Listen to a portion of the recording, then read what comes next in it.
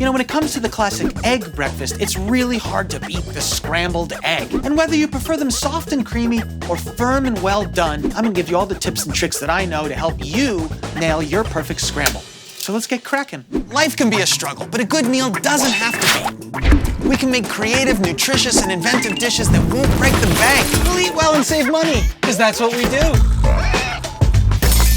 Welcome to Struggle Meals.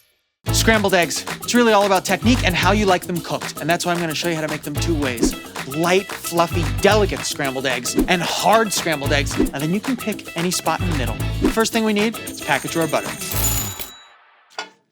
Get it all around the pan like this. With the soft scramble, you have so much time and the heat is so low. Why would you break the eggs into a bowl, scramble them, and then pour them into the pan? It's just another thing to clean. So I think you should crack it right into the pan. So I've got like half of my butter smeared all over the bottom of the pan, and that's gonna create the lipid film that we need to make sure the egg doesn't stick to the pan. But then I have the rest of the butter floating around with the eggs, and that's going to adhere to the proteins of the eggs and make it creamy and delicious throughout. So one is for mouthfeel, the other is for non-stickage. On medium, just to get things going, we're gonna crack the yolks with a spatula, and we're gonna do big, slow swirls. Look, there's some stickage happening here. You see that? Keep it moving, but not too insane. I would say that patience is a virtue here. I'm kind of looking for a little bit of oatmeal. This is where the soft scramble is won or lost. You can just be very patient and try to get it to that spot. This is fascinating. This is exciting. That's it. I'm calling it right there. Once it looks like there's no water flowing out of it, but it's still runny, that's a soft scrambled egg. And at this point is when I hit it with salt. If you salt early in the scramble process, it pulls moisture out really, really quickly and hardens things. So if we salt at the beginning of a soft scramble, we're gonna affect the texture before we even apply any heat.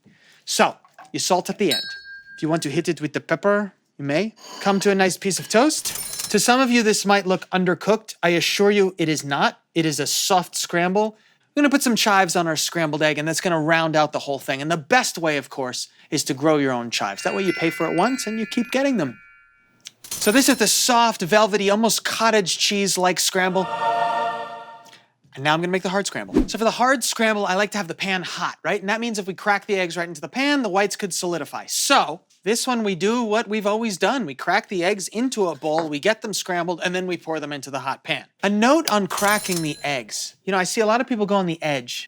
Tap, tap, tap, tap, tap, tap, tap. And what that does is creates lots of little shards on the egg. If you've ever wondered why shells get into your egg, it's probably because you're tapping, tapping, tapping, tapping, penetrating the shell into the inside of the albumin. That's the white. Oh, look, it's exactly what I said. A shell fell into there, and I just pulled it out with my egg shell remover, 7500.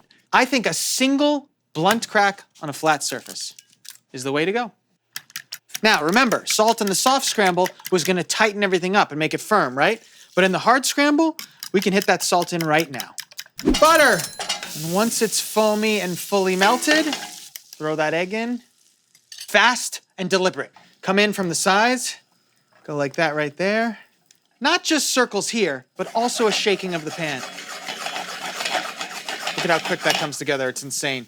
You can see how hard it is compared to the soft scramble just by how it's tossing in the pan, right? And I'm starting to see little bits of brown forming on the egg, and for me, that is the big stop.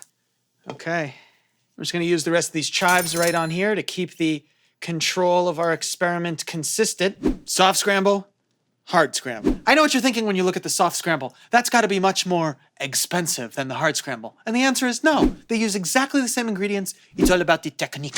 It's the same price, 46 cents. You gotta love it. Here's the soft scramble. It required a bunch of patience. I think it's delicious. Look at that.